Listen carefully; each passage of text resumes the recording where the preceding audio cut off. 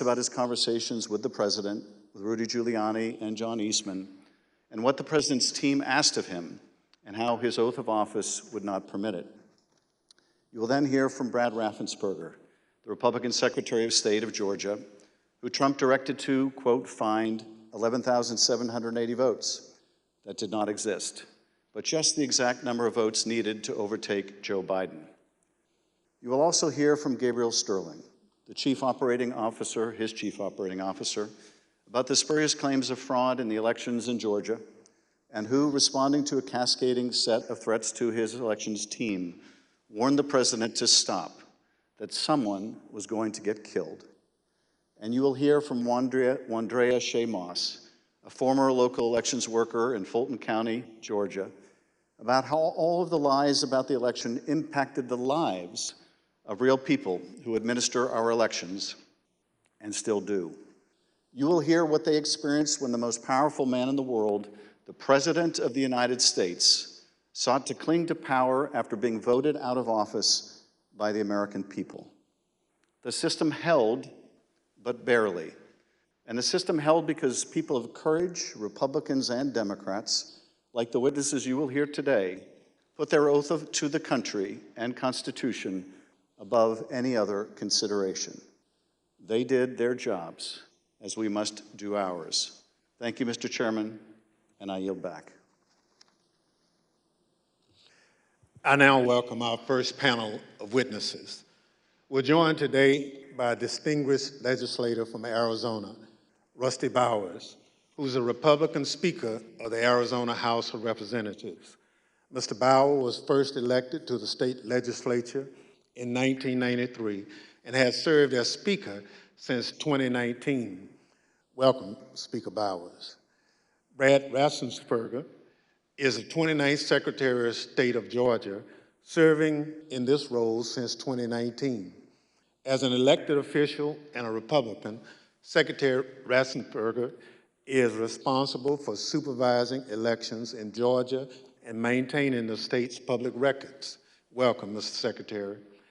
Gabriel Sterling is the Chief Operating Officer in the Georgia Secretary of State's office.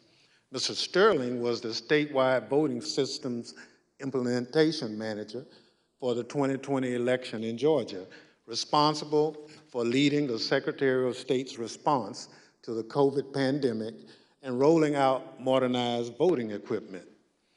I will swear in our witnesses. The witnesses will please stand and raise their right hand.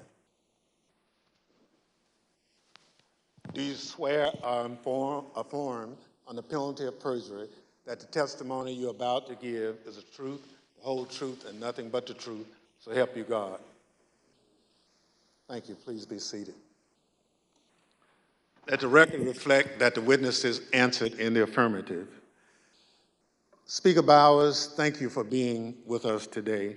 You're the Speaker of the Arizona House and a self-described conservative Republican. You campaigned for President Trump and with him during the 2020 election.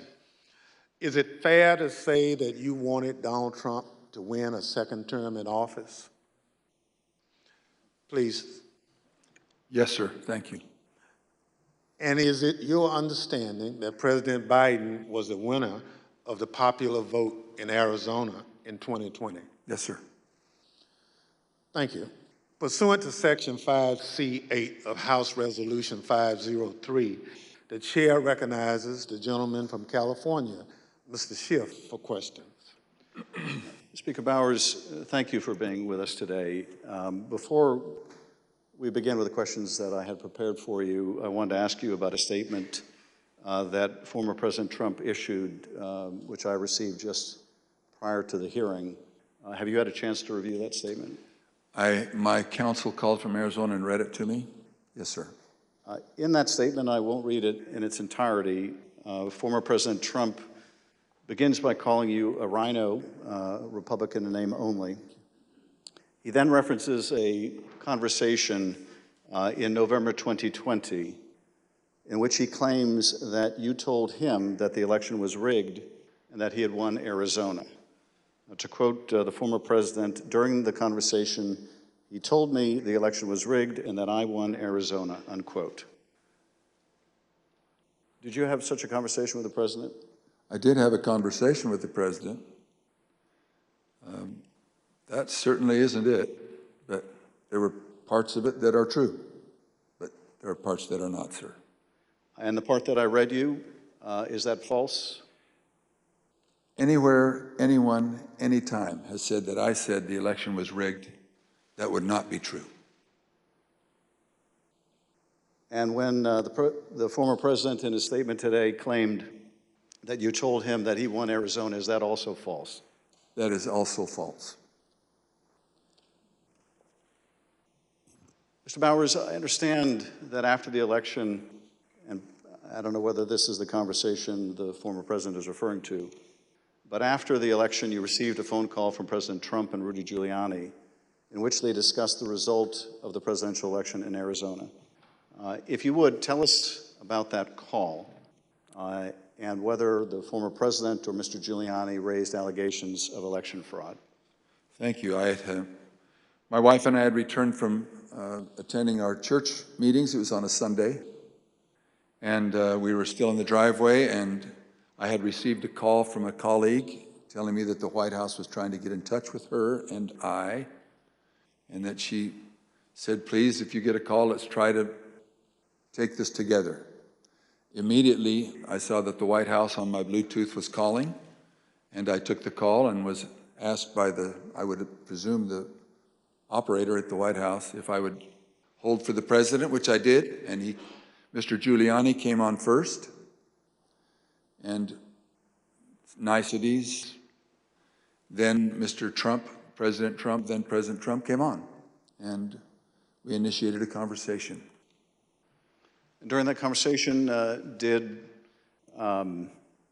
you ask Mr. Giuliani for proof of these allegations of fraud that he was making? On multiple occasions, yes.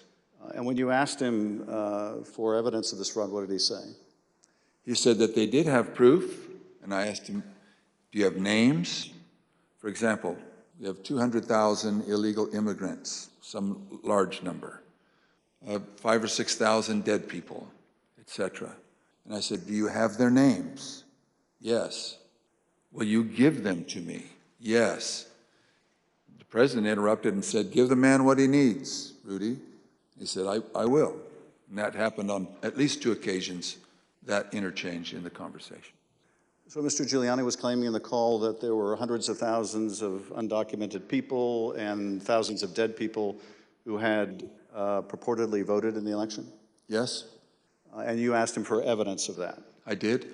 And did you ever receive from him that evidence either during the call, after the call, or to this day? Never. What was the ask during this call? He was making these allegations of fraud, but he had something or a couple things that they wanted you to do. What were those? The ones I remember were first that we would hold, that I would allow an official committee at the Capitol so that they could hear this evidence and that we could take action thereafter. And I refused. I said, up to that time, the circus, I called it a circus, had been brewing with lots of demonstrations, both at the counting center, at the Capitol, and other places. And I didn't want to have that in the House. I did not feel that the evidence, granted in its absence, merited a hearing, and I didn't want to be used as a pawn if there was some other need that the committee hearing would fulfill. So that was the first ask, that we hold an official committee hearing. And what was his second ask? I said, to what end? To what end the hearing? He said, well, we have heard by an official high up in the Republican legislature that there is a legal theory or a legal ability in Arizona that you can remove the electors of President Biden and replace them. And we would like to have the legitimate opportunity through the committee to come to that end and remove that. And I said, that's That's that's totally new to me. I've never heard of any such thing. And he pressed that point, and I said, look, you are asking me to do something that is counter to my oath when I swore to the Constitution to uphold it, and I also swore to the Constitution and the laws of the state of Arizona, and this is totally foreign as an idea or a theory to me, and I would never do anything of such magnitude without deep consultation with qualified attorneys. And I said, I've got some good attorneys, and I'm going to give you their names. But you're asking me to do something against my oath, and I will not break my oath. And I think that was up to that point. During the conversation, and you heard, I think, when we played a snippet of Mr. Giuliani calling other state legislators and saying that he was calling as essentially a fellow Republican, did he make a similar appeal to you or bring up the fact that you shared a similar party? Whether it was in that call or in a later meeting, he did bring that up more than once. And how would he bring that up? He would say, aren't we all Republicans here? I would think we would get a better reception. I mean, I would think you would listen a little more open to my suggestions that we're all Republicans. And this evidence that you asked him for that would justify this extraordinary step, I think you said they never produced. Why did you feel, either in the absence of that evidence or with it, what they were asking you to do would violate your oath to the Constitution? First of all, when the people, and in Arizona, I believe it was some 40 plus years earlier, the legislature had established the manner of electing our officials, or the electors for the presidential race. Once it was given to the people, as in Bush v. Gore, illustrated by the Supreme Court, it becomes a fundamental right of the people. So as far as I was concerned, for someone to ask me in the, I would call it a paucity, there was no evidence being presented of any strength. Evidence can be hearsay evidence, it's still evidence, but it's still hearsay.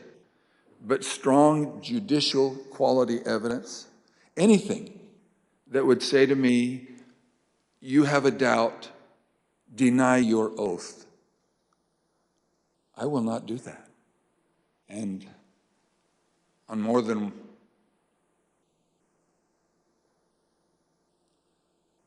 one occasion throughout all this, that has been brought up, and it is a tenet of my faith that the Constitution is divinely inspired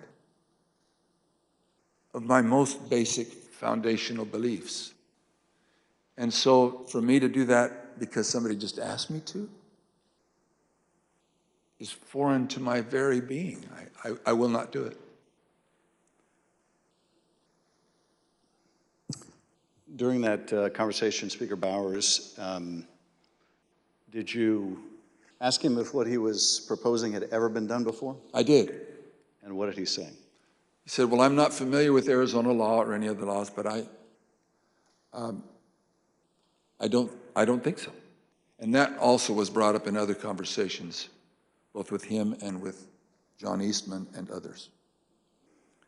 Speaker Bowers, I understand that a week after that call, Mr. Giuliani appeared with others associated with President Trump's effort to overturn the result of the election at a purported legislative hearing in a hotel ballroom in Phoenix. Was this an official hearing of the state legislature? It was not.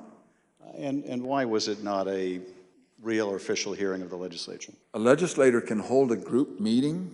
You can call it a hearing. But when they ask me to have an official hearing, we establish it by protocols, public notice, etc. It's typically held at the Capitol, but doesn't need to be. We can authorize a hearing off campus. And in this case, I had been asked on several occasions to allow a hearing. I had denied it, but said, you're free to hold a meeting, any meeting you want, to the person who asked, and which he ultimately did. I think he was a little frustrated, but he ultimately did. This meeting was the same day, I believe, that the governor of Arizona, Doug Ducey, certified Biden as the winner of the presidential election in Arizona. Did you meet with Mr. Giuliani and his associates while they were in Phoenix sometime after that purported legislative hearing at the hotel? Yes, I did, sir. And at that meeting, did Mr. Giuliani raise any specific allegations of election fraud again? His initial comments were, again, the litany of groups of illegal individuals or people deceased, etc. And he had brought that up, and I wasn't alone in that meeting. There were others, and other members of the Senate aggressively questioned him. And then I proceeded to question him on the proof that he was going to bring me, etc. But he did bring those up, yes. And these other legislators were also Republican members of the Senate? They were, yes, sir. And did they also press him for proof of these allegations? They pressed him very strongly. Two of them especially, very strongly. And at some point, did Mr. Giuliani ask one of the other attorneys on his team to help him out with the evidence? He did. He asked Jenna Ellis, who was sitting to his right. One thing was, that it was more to the point of, was there sufficient evidence or action that we could justify the recalling of the electors? But at that part of the conversation, I know he referred to someone else. But he did ask, do we have the proof, to Jenna, Miss Ellis? And she said, yes. And I said, I want the names. Do you have the names? Yes. Do you have how they voted? We have all the information. I said, can you get to me that information? Did you bring it with you? She said, no. Both Mr. Giuliani asked her, and I asked generally if they'd brought it with them. She said, no, it's not with me, but we can get it to you. And I said, then you didn't bring me the evidence, which was repeated in different iterations for some period of time. At some point, did one of them make a comment that they didn't have evidence, but they had a lot of theories? That was Mr. Giuliani. And what exactly did he say, and how did that come up? My recollection, he said, we've got lots of theories, we just don't have the evidence. And I don't know if that was a gaffe, or maybe he didn't think through what he said, but both myself and others in my group, the three in my group and my council, both remembered that specifically, and afterwards we kind of laughed about it. And getting back to the ask in that phone call that preceded this meeting, he wanted you to have the legislature dismiss the Biden electors and replace them with Trump electors on the basis of these theories of fraud? He did not say it in those exact words, but he did say that Arizona law, according to what he understood, that would be allowed, and that we needed to come into session to take care of that, which initiated a discussion about, again, what I can legally and not legally do, and I can't go into session in Arizona unilaterally or on my sole prerogative. In this meeting or at any other later time, did anyone provide you with evidence of election fraud sufficient to affect the outcome of the presidential election in Arizona?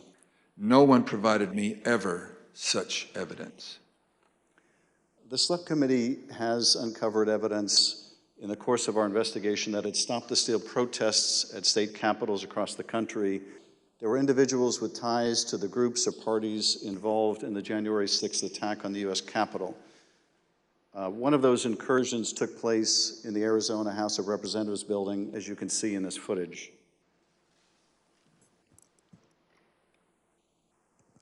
This is previously undisclosed video of protesters illegally entering and refusing to leave the building. One of the individuals prominently shown in this video is Jacob Chansley. Perhaps better known as the QAnon shaman, this rioter entered the Capitol on January 6th, was photographed leaving a threatening note on the dais in the U.S. Senate chamber, and was ultimately sentenced to 41 months in prison after pleading guilty to obstruction of an official proceeding. Other protesters who occupied the Arizona House of Representatives building included Proud Boys, while men armed with rifles stood just outside the entrance. I understand these protesters were calling for you by name, Speaker Bowers. Is that correct? That is correct. Speaker Bowers, did the president call you again in later in December? He did, sir. Did you tell the president in that second call that you supported him, that you voted for him, but that you were not going to do anything illegal for him? I did, sir. Nevertheless, his lawyer, John Eastman, called you some days later on June 4th, 2021. And he did have a very specific ask that would have required you to do just what you had already told the president you wouldn't do, something that would violate your oath. Is that correct? That's correct. It wasn't just me. I had my counsel and others on the call. And what did Dr. Eastman want you to do? That we would, in fact, take a vote to overthrow, or I shouldn't say overthrow, that we would decertify the electors, and that because we had plenary authority to do so. And he cited Article 2, Section 1, I think it's Clause 2, and said that in his opinion that gave us the authority if there was, I don't recall him saying sufficient evidence, but there was some call or some strong reason to do so that we, or justification to do so that we could do that. And that he was asking that his suggestion was that we would do it. And I said, again, I took an oath. For me to take that, to do what you do, would be counter to my oath. I don't recall if it was in that conversation, clearly, that we talked more about the oath, but I said, what would you have me do? And he said, just do it and let the court sort it out. And I said, you're asking me to do something that's never been done in history, the history of the United States, and I'm going to put my state through that without sufficient proof, and that's going to be good enough with me? That I would put us through that, my state, that I swore to uphold both in Constitution and in law? No, sir. He said, well, that's my suggestion would be just do it and let the courts figure it all out. And he didn't use that exact phrase, but that was what his meaning was, and I declined, and I believe that was close to the end of our phone call. And again, this took place after you had recently spoken with President Trump and told him that you wouldn't do anything illegal for him. Is that right? It wasn't days after. Obviously, it was days after, but a few days had gone by. But you had told President Trump you would not do anything illegal for him. I did, both times. And you told Dr. Eastman that you did not believe there was legal support to justify what he was asking, but he still wanted you to do it and effectively let the courts work it out? I've been warned, don't say things you think, maybe he said, but I do remember him saying that the authority of the legislature was plenary and that you can do it. I said, then you should know that I can't even call the legislature into session without a 2/3 majority vote. We're only 30 plus 1. There's no way that could happen. But in your view, what he was asking you to do would have violated your oath to the Constitution, both the United States Constitution and the Constitution of the state of Arizona. Yes, sir. Did you also receive a call from U.S. Representative Andy Biggs of Arizona on the morning of January 6th? I did. And what did Mr. Biggs ask you to do? I believe that was the day that the vote was occurring to each state to have certification, or to declare the certification of the electors. And he asked if I would sign on both to a letter that had been sent from my state and or that I would support the decertification of the electors, and I said I would not.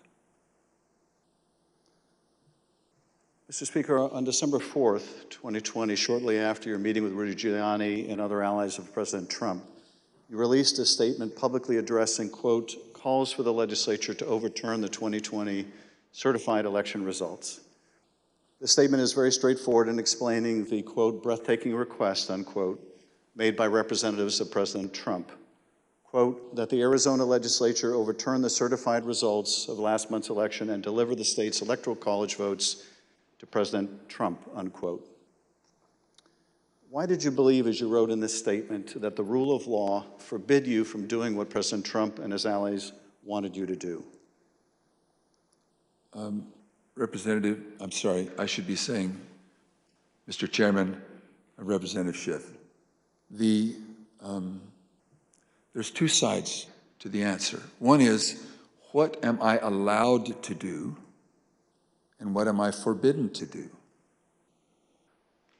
We have no legal pathway, both in state law nor to my knowledge in federal law, for us to execute such a request.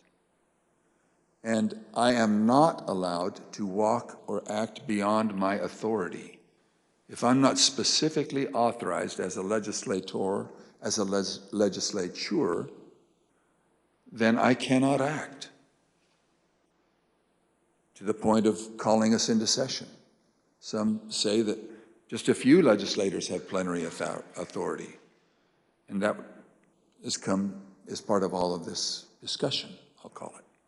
But so to not have authority and be forbidden to act beyond my authority on both counts, I am not authorized to take such action, and that would deny my oath.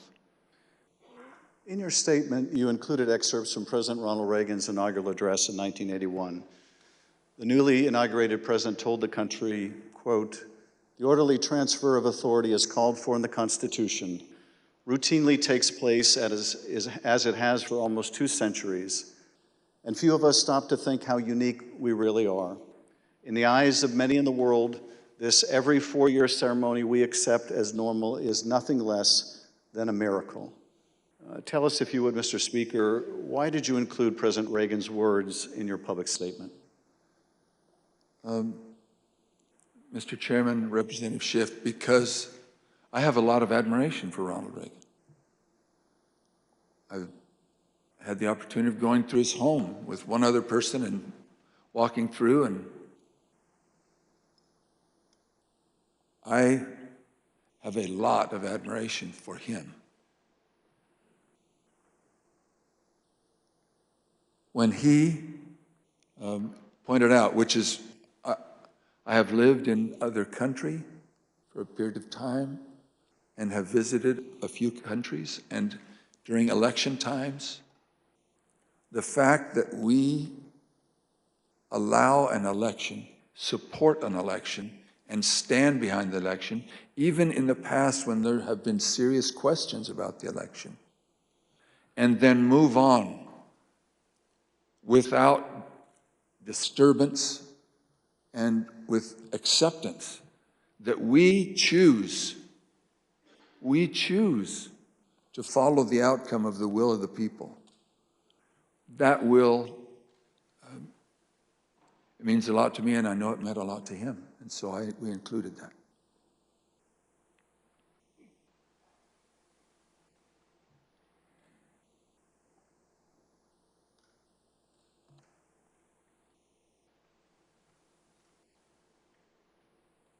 Thank you, Speaker Bowers.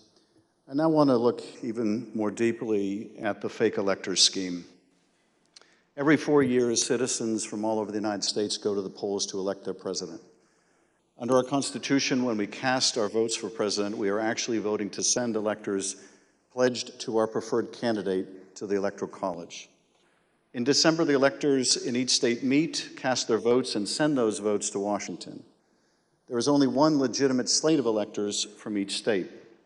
On the 6th day of January, Congress meets in a joint session to count those votes, and the winner of the Electoral College vote becomes the president. In this next segment, you'll hear how President Trump and his campaign were directly involved in advancing and coordinating the plot to replace legitimate Biden electors with fake electors not chosen by the voters. You'll hear how this campaign convinced these fake electors to cast and submit their votes through fake certificates, telling them that their votes would only be used in the event that President Trump won his legal challenges. Yet when the president lost those legal challenges, When courts rejected them as frivolous and without merit, the fake elector scheme continued. At this point, President Trump's own lawyers, so-called Team Normal, walked away rather than participate in the plan. And his own White House counsel's office said that the plan was not legally sound. Let's play the following video produced by the Select Committee. My name is Casey Lucier. I'm an investigative counsel for the House Select Committee to investigate the January 6th attack on the United States Capitol. On November 18th, a lawyer working with the Trump campaign named Kenneth Cheesebro wrote a memo arguing that the Trump campaign should organize its own electors in the swing states that President Trump had lost.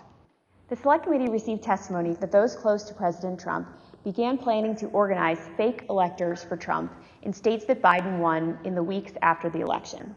Who do you remember being involved in those early discussions around the Thanksgiving time regarding having alternate electors meet? Mr. Giuliani, several of Mr. Giuliani's associates, Mr. Meadows,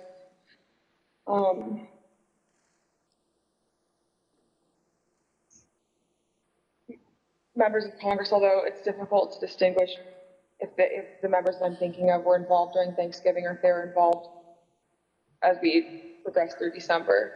At the president's direct request, the RNC assisted the campaign in coordinating this effort. What did the president say when he called you?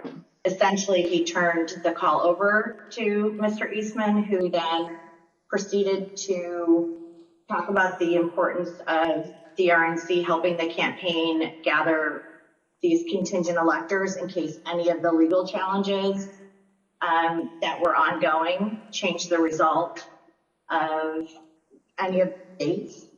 I think more just helping them reach out and assemble them. But my understanding is the campaign did take the lead, and we just were helping them in that role. As President Trump and his supporters continued to lose lawsuits, some campaign lawyers became convinced that convening electors in states that Trump lost was no longer appropriate. I just remember I either replied or called somebody saying, unless we have litigation pending that's like in these states, like, I don't think this is appropriate, or, this isn't the right thing to do.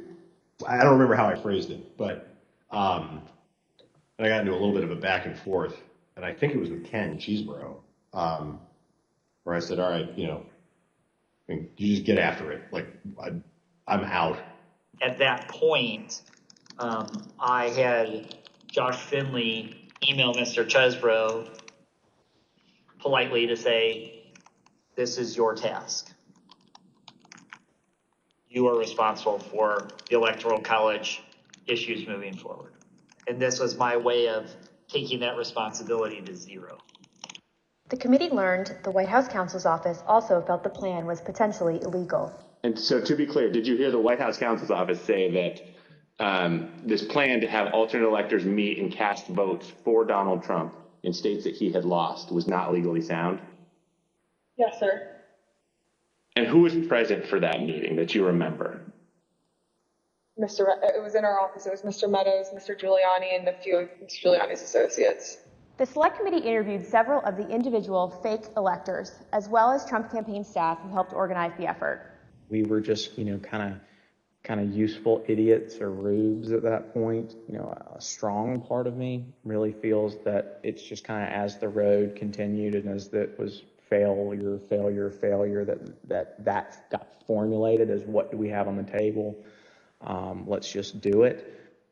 And now, after what we've told you today about the Select Committee's investigation about the conclusion of the professional lawyers on the campaign staff, Justin Clark, Matt Morgan, and Josh Finley, about their unwillingness to participate in the convening of these electors, how does that contribute to your understanding of these issues? I'm angry. Because I think in a sense, no one really cared if people were potentially putting themselves in jeopardy. Would you have not wanted to participate in this any further as well? I absolutely would not have. Had I known that the three main lawyers for the campaign that I'd spoken to in the past and were leading up were not on board. Yeah. I was told that these would only count if a court ruled in our favor. So that would have been using our electors, it would have been using our electors in ways that we weren't told about, and we wouldn't have supported. Documents obtained by the Select Committee indicate that instructions were given to the electors in several states that they needed to cast their ballots in complete secrecy. Because this scheme involved fake electors, those participating in certain states had no way to comply with state election laws, like where the electors were supposed to meet.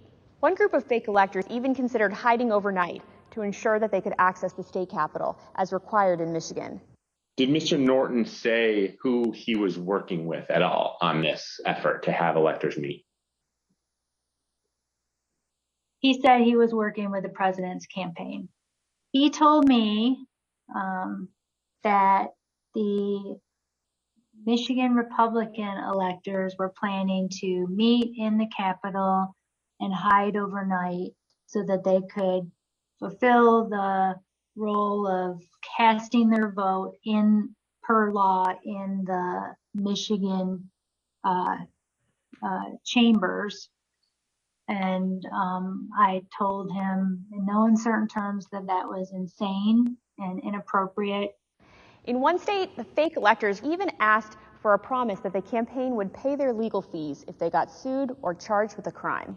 Ultimately, fake electors did meet on December 14th, 2020 in Arizona, Georgia, Michigan, Pennsylvania, New Mexico, Nevada, and Wisconsin. At the request of the Trump campaign, the electors from these battleground states signed documents falsely asserting that they were the, quote, duly elected electors from their state, and submitted them to the National Archives and to Vice President Pence in his capacity as President of the Senate. Here is what some of the fake elector certificates look like as compared to the real ones. But these ballots had no legal effect. In an email produced to the Select Committee, Dr. Eastman told a Trump campaign representative that it did not matter that the electors had not been approved by a state authority. Quote, the fact that we have multiple slates of electors demonstrates the uncertainty of either. That should be enough. He urged that Pence act boldly and be challenged. Documents produced to the Select Committee show that the Trump campaign took steps to ensure that the physical copies of the fake electors' electoral votes from 2 states were delivered to Washington for January 6th. Text messages exchanged between Republican Party officials in Wisconsin show that on January 4th, the Trump campaign asked for someone to fly their fake electors' documents to Washington. A staffer for Wisconsin Senator Ron Johnson texted a staffer for Vice President Pence just minutes before the beginning of the joint session. This staffer stated that Senator Johnson wished to hand-deliver to the Vice President the fake electors' votes from Michigan and Wisconsin. The Vice President's aide unambiguously instructed them not to deliver the fake votes to the Vice President. Even though the fake elector slates were transmitted to Congress and the executive branch, the Vice President held firm in his position that his role was to count lawfully submitted electoral votes. Joseph R. Biden, Jr. of the state of Delaware has received 306 votes. Donald J. Trump of the state of Florida has received 232 votes. Which is what he did when the joint session resumed on January 6th after the attack on the Capitol. 538.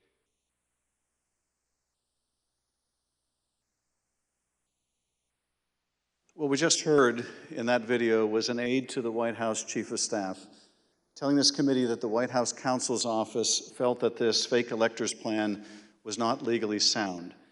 Nevertheless, the Trump campaign went forward with the scheme anyway. Speaker Bowers, were you aware that fake electors had met in Phoenix on December 14th and purported to cast electoral votes for President Trump? I was not.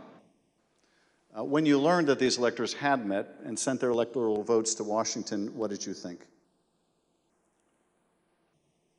Well, I thought of the book, The Gang That Couldn't Shoot Straight. And I just thought, this is a tragic parody. Mr. Bowers, I understand that as you flew from Phoenix to Washington yesterday, you reflected upon some passages from a personal journal that you were keeping in December 2020 while all of this was taking place. With your permission, I'm wondering if you would be willing to share one passage in particular with us. Thank you very much. It is painful to have friends who have been such a help to me turn on me with such rancor. I may, in the eyes of men, not hold correct opinions or act according to their vision or convictions, but I do not take this current situation in a light manner, a fearful manner, or a vengeful manner. I do not want to be a winner by cheating. I will not play with laws I swore allegiance to, with any contrived desire towards deflection of my deep foundational desire to follow God's will as I believe He led my conscience to embrace. How else will I ever approach Him in the wilderness of life, knowing that I ask this guidance only to show myself a coward in defending the course He let me take. He led me to take. Thank you, Mr. Speaker. Those are powerful words. I understand that taking the courageous positions that you did following the 2020 election in defense of the rule of law and protecting the voters of Arizona resulted in you and your family being subjected to protests and terrible threats. Can you tell us how this impacted you and your family? Well, as others in the videos have mentioned, we received, my secretaries would say, in excess of 20,000 emails and tens of thousands of voicemails and texts, which saturated our offices and we were unable to work, or at least communicate. But at home,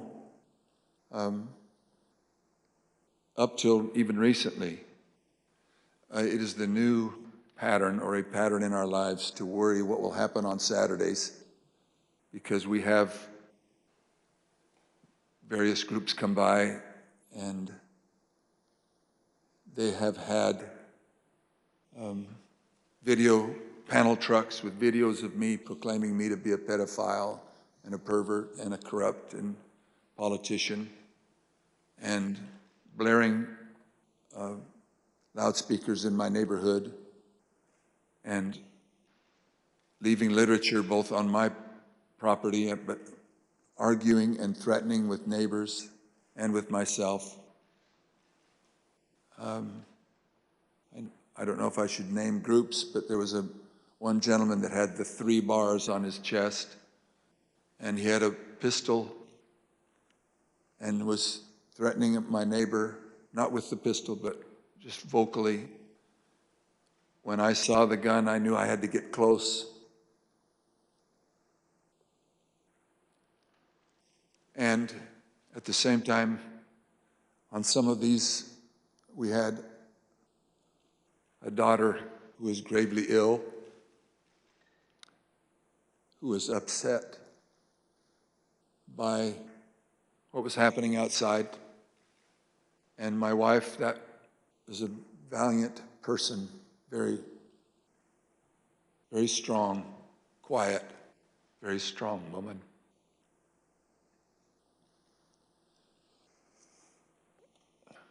So it was disturbing. It was disturbing. Mr. Speaker, I want to thank you for your service to the state of Arizona and to the country. Mr. Chairman, at this point, I think it'd be appropriate to take a short recess. Accordingly, I reserve the balance of my time.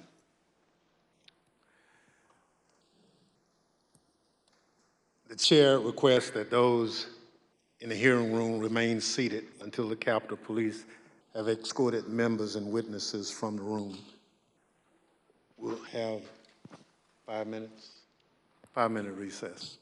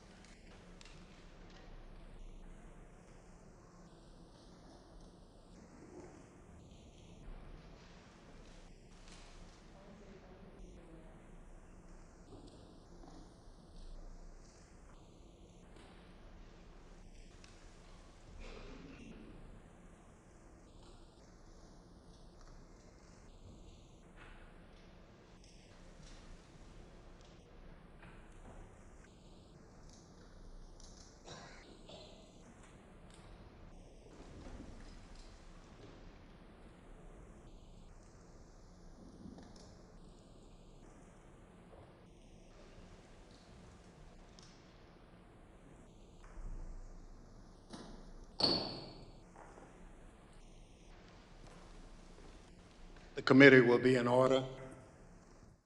President Trump's pressure campaign against state officials existed in all the key battleground states that he lost. But the former president had a particular obsession with Georgia. Here is the president on the afternoon of January 6th, after his own attorney general warned him that the claims you are about to hear are patently false. They should find those votes. They should absolutely find that. Just over 11,000 votes, that's all we need. They defrauded us out of a win in Georgia, and we're not going to forget it. So the state of Georgia is where we will turn our attention to next. I want to emphasize that our investigation into these issues is still ongoing. As I stated in our last hearing, if you have relevant information or documentary evidence to share with the Select Committee, we welcome your cooperation. But we will share some of our findings with you today. Secretary Raffensperger, thank you for being here today.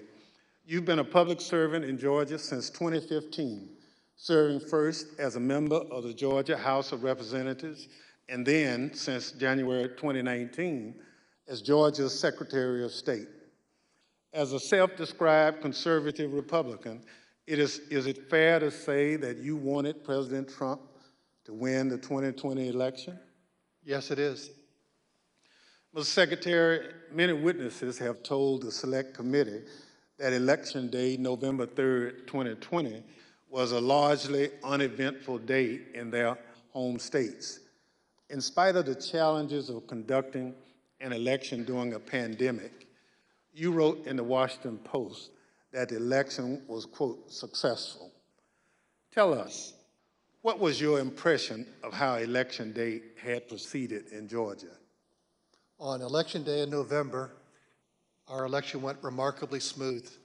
In fact, we meet at the GEMA headquarters. That's the Georgia Energy Emergency Management Association meeting location, but we were following wait times in line. In the afternoon, our average wait time was 3 minutes statewide that we were recording for various precincts, and it actually got down to 2 minutes.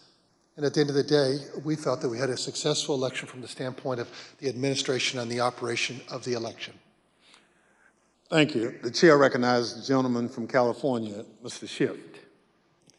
Thank you, Mr. Chairman. Secretary Raffensperger, did Joe Biden win the 2020 presidential election in Georgia, and by what margin? President Biden carried the state of Georgia by approximately 12,000 votes. And Mr. Secretary, as I understand it, your office took several steps to ensure the accuracy of the vote count in Georgia, reviewing the vote count in at least 3 different ways. These steps included a machine recount, a forensic audit, and a full hand recount of every one of the 5 million ballots cast.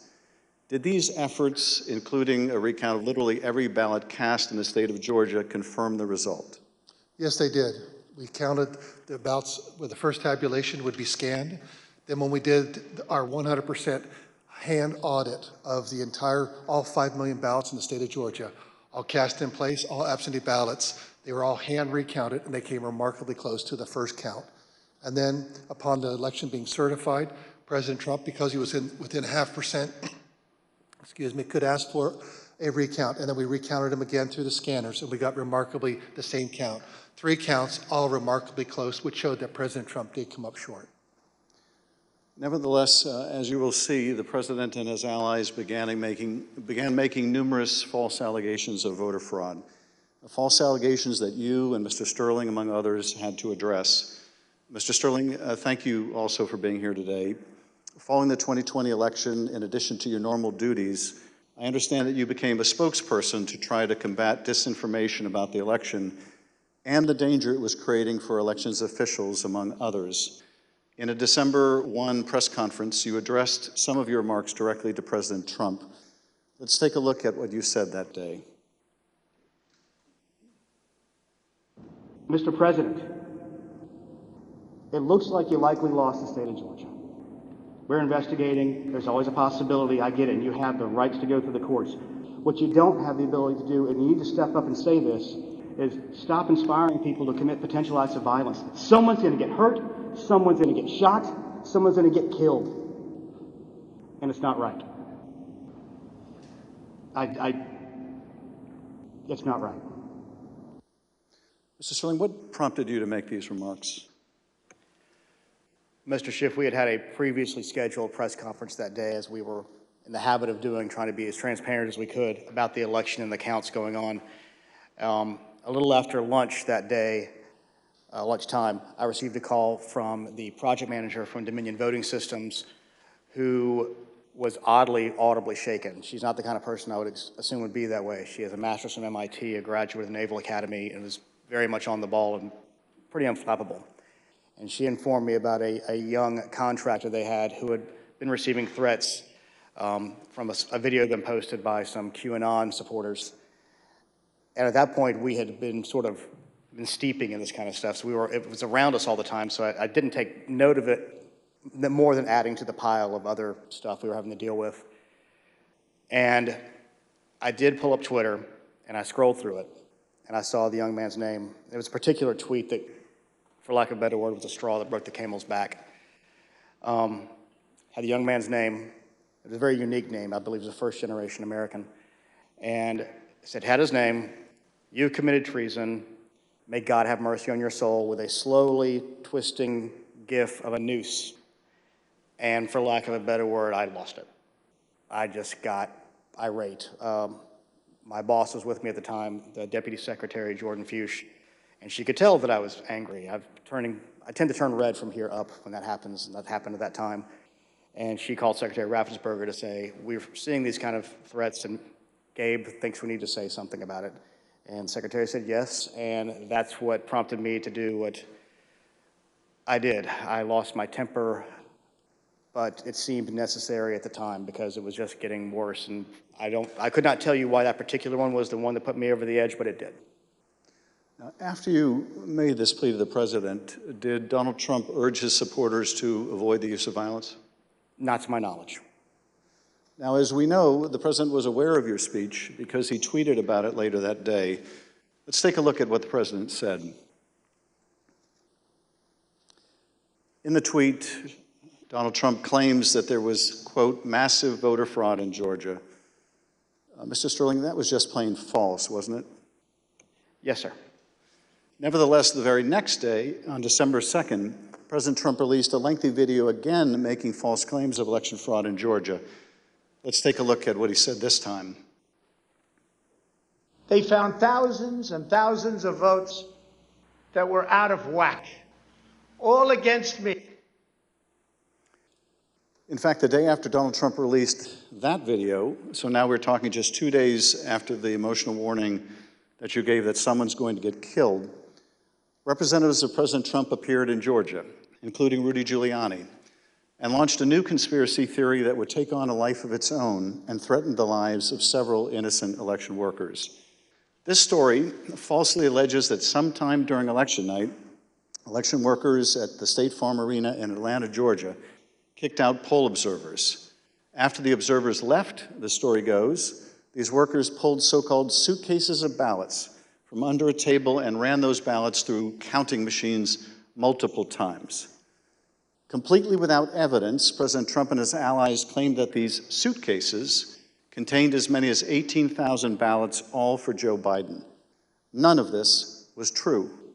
But Rudy Giuliani appeared before the Georgia State Senate and played a surveillance video from State Farm Arena, falsely claiming that it showed this conspiracy taking place.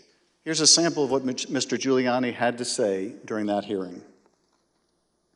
And when you look at what you saw on the video, which to me was a smoking gun, powerful smoking gun, well, I don't have to be a genius to figure out what happened. And I don't have to be a genius to figure out that those votes are not legitimate votes. You don't put legitimate votes under a table. No. Wait until you throw the opposition out, and in the middle of the night, count them. We would have to be fools to think that. President Trump's campaign amplified Giuliani's false testimony in a tweet, pushing out the video footage. Giuliani likewise pushed out his testimony on social media.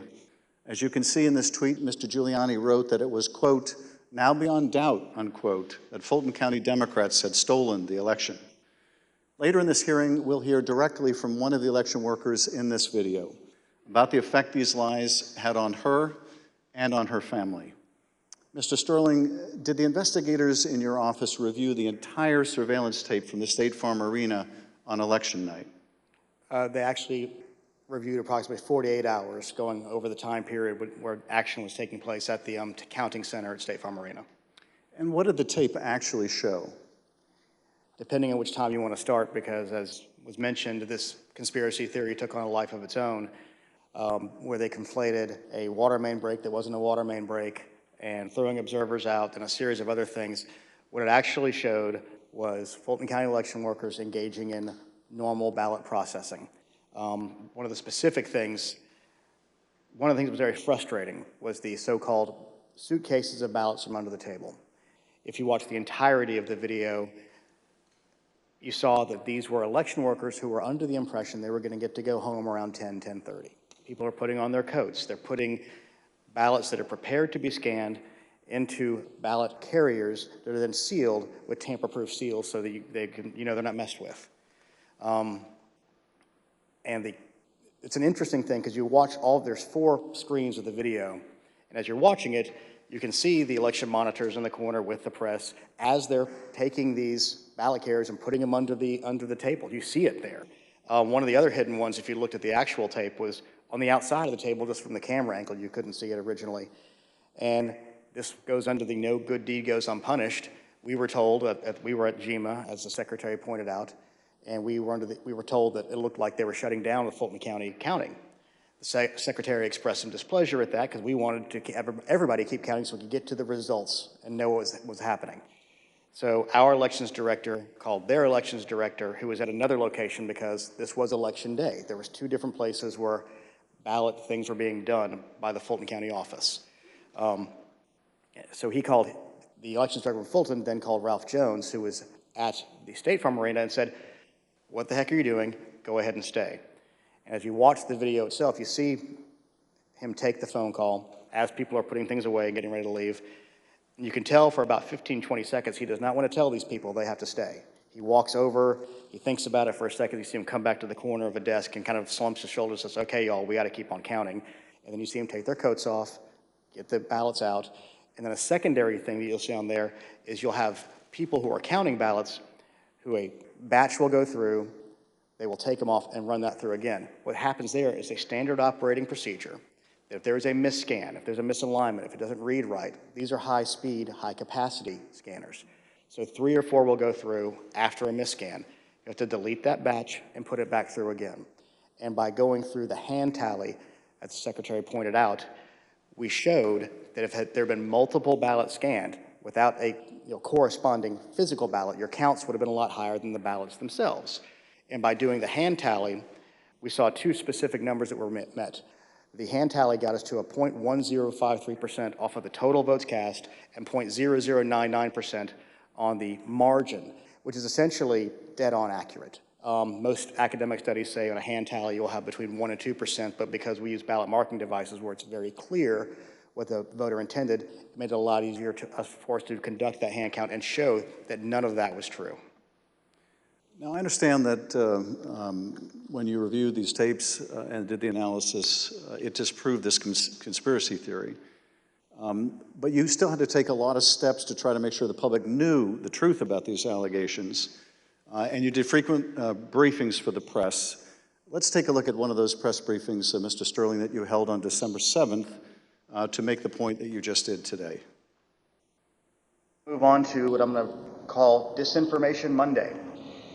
Out of the gate, many of y'all saw the videotape from State Farm Arena. I spent hours with our post-certified investigators, Justin Gray from WSB, spent hours with us going over this video to explain to people that what you saw, the secret suitcases with magic ballots, were actually ballots that had been packed into those absentee ballot carriers by the workers in plain view of the monitors and the press. And what's really frustrating is the president's attorneys had this same videotape. They saw the exact same things the rest of us could see, and they chose to mislead state senators and the public about what was on that video. I'm quite sure that they will not characterize the video if they try to enter into evidence, because that is the kind of thing that could lead to sanctions, because it's obviously untrue. They knew it was untrue, and they continue to do things like this. Mr. Sterling, despite the efforts by your office to combat this misinformation by speaking out publicly and through local media, you were unable to match the reach of President Trump's platform and social media megaphone spreading these false conspiracy theories. What was it like to compete with a president who had the biggest bully pulpit in the world to push out these false claims? For lack of a better word, it was frustrating, but oftentimes I felt our information was getting out, but that there was a reticence of people who needed to believe it because the President of the United States, whom many looked up to and respected, was telling them it wasn't true, despite the facts. And I have characterized at one point, it was kind of like a shovel trying to empty the ocean. And yes, it was frustrating. I even have family members who I had to argue with about some of these things, and I would show them things, and the problem you have is you're getting to people's hearts. I remember there's one specific, an attorney that we know that we showed and walked him through, this wasn't true, okay, I get that, this wasn't true, okay, I get that, this wasn't, 5 or 6 things, but at the end he goes, I just know in my heart they cheated. That's just, and so once you get past the heart, the facts don't matter as much. And our job, from our point of view, is to get the facts out, do our job, tell the truth, follow the Constitution, follow the law, and defend the institutions, and the institutions held. Let's take a look at what you were competing with. This is the former president speaking in Georgia on December 5th. Evidence of fraud is overwhelming, and again, I'm going to ask you to look up at that very, very powerful and very expensive screen. Hidden cases of possible ballots are rolled out from under a table. 4 people under a cloud of suspicion. So, if you just take the crime of what those Democrat workers were doing, and by the way, there was no water main break. They said there was no water main break. That's 10 times more than I need to win this state. 10 times more. It's 10 times, maybe more than that, but it's 10 times more because we lost by a very close number. In this committee's hearing last Monday, we heard from senior federal law enforcement officials, from the senior-most federal law enforcement official in Atlanta at the time, U.S. Attorney for the Northern District, B.J. Pack, as well as former Attorney General Bill Barr. They both testified that the allegations were thoroughly investigated and found to have no merit. Here is U.S. Attorney Pack. Particular to Attorney General Barr, I told him that we looked into it. We've done several things, including interviewing the witnesses. I listened to the tapes and reviewed the videotape myself, and that there was nothing there. Giuliani was wrong in representing that this was a suitcase full of ballots. And here's what Attorney General Bill Barr had to say about the same allegations. Took a hard look at this ourselves, and based on our review of it, including the interviews of the key witnesses, the Fulton County allegations had no merit.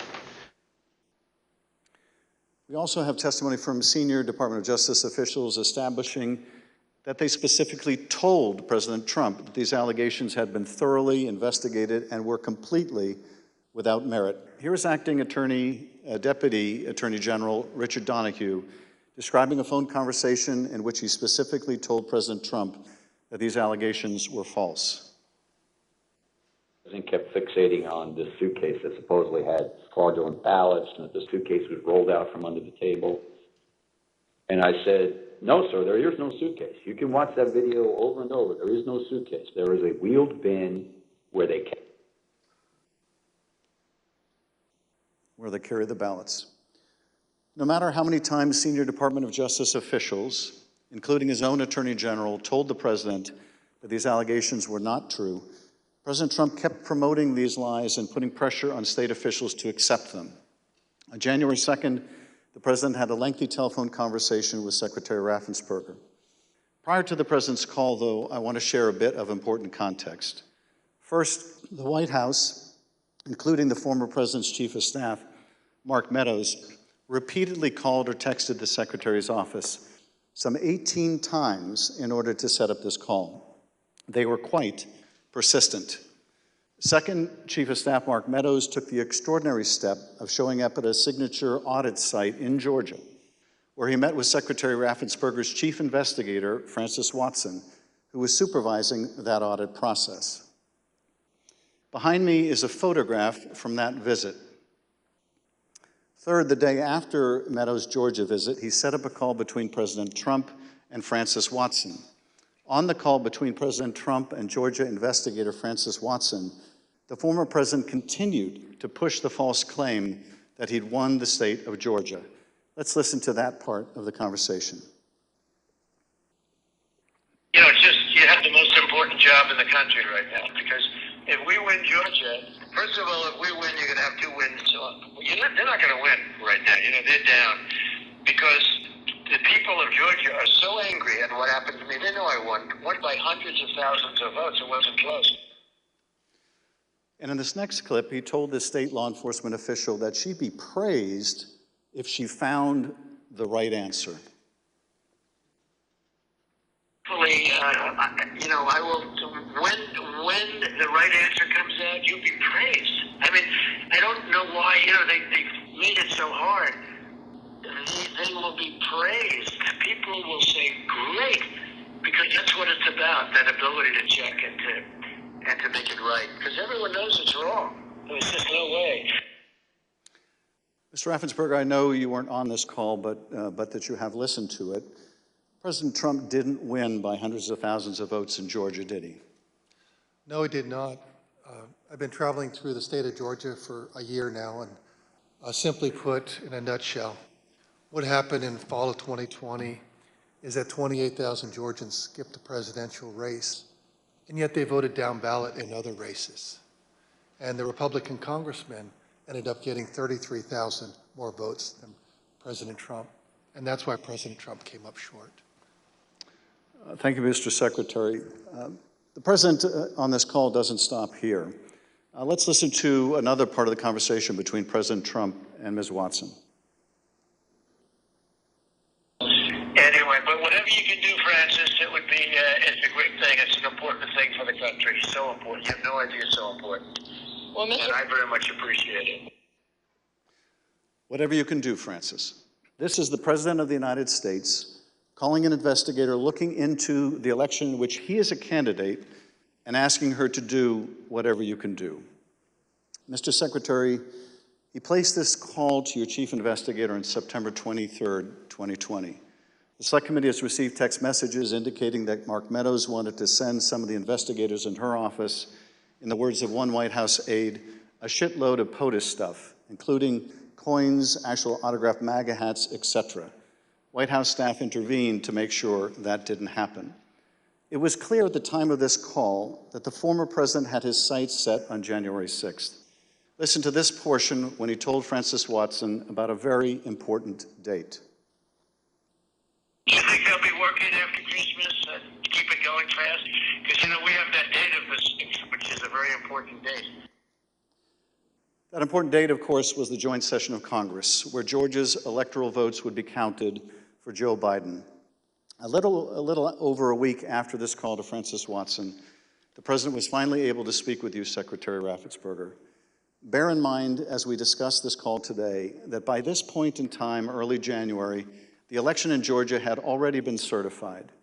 But perhaps more important, the President of the United States had already been told repeatedly by his own top Justice Department officials that the claims he was about to make to you about massive fraud in Georgia were completely false. Mr. Secretary, the call between you and the President lasted 67 minutes, over an hour. We obviously can't listen to the entire recording here today, although it is available on the Select Committee's website. But we'll listen to selected excerpts of it now so that we can get your insights. Let's begin with the President raising the thoroughly debunked allegations of suitcases of ballots. in an official voter box. They were in what looked to be suitcases or trunks, suitcases, but they weren't in voter boxes. The minimum number it could be, because we watched it and they watched it certified in slow motion, instant replay, if you can believe it, but had slow motion and it was magnified many times over. And the minimum it was 18,000 ballots, all for Biden. These are the allegations that the Department of Justice, the Attorney General, the Georgia Bureau of Investigation, and your office had all said were false. Is that right? Correct. And even more importantly, when B.J. Pack resigned as U.S. Attorney of the Northern District, President Trump appointed as acting U.S. Attorney of the Northern District Bobby Christine. And Bobby Christine looked at that, and he was quoted in the AJC that he found nothing, and he dismissed that case early on.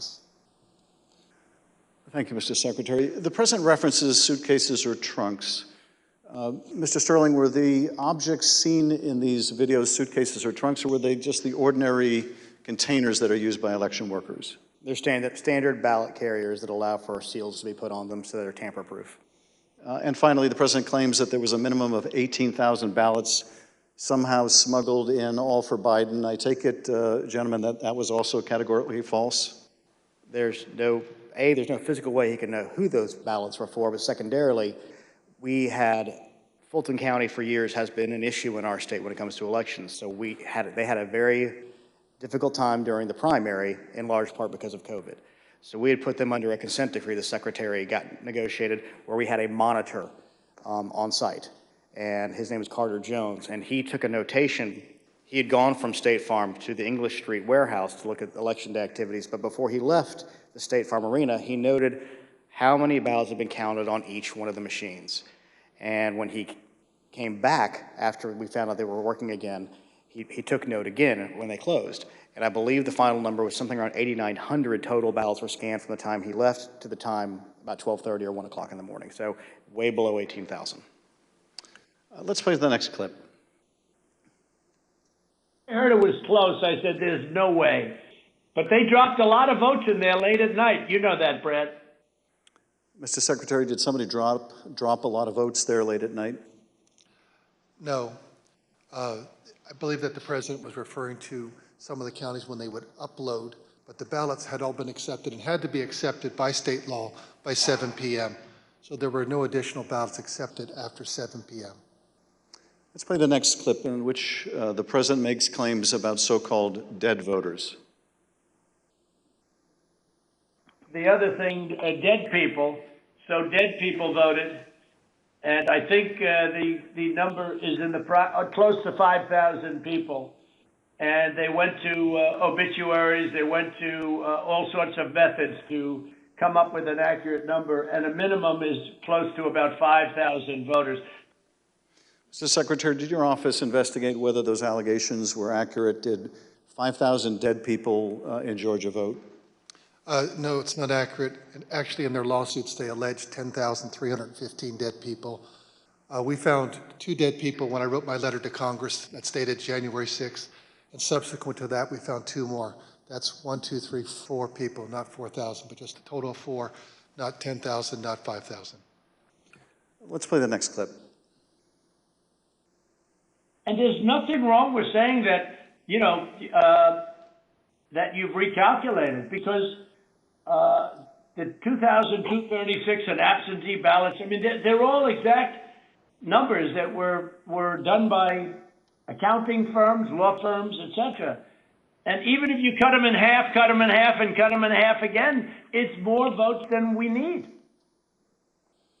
Mr. Secretary, is there any way that you could have lawfully changed the result in the state of Georgia and somehow explained it away as a recalculation? No, the numbers are the numbers. The numbers don't lie.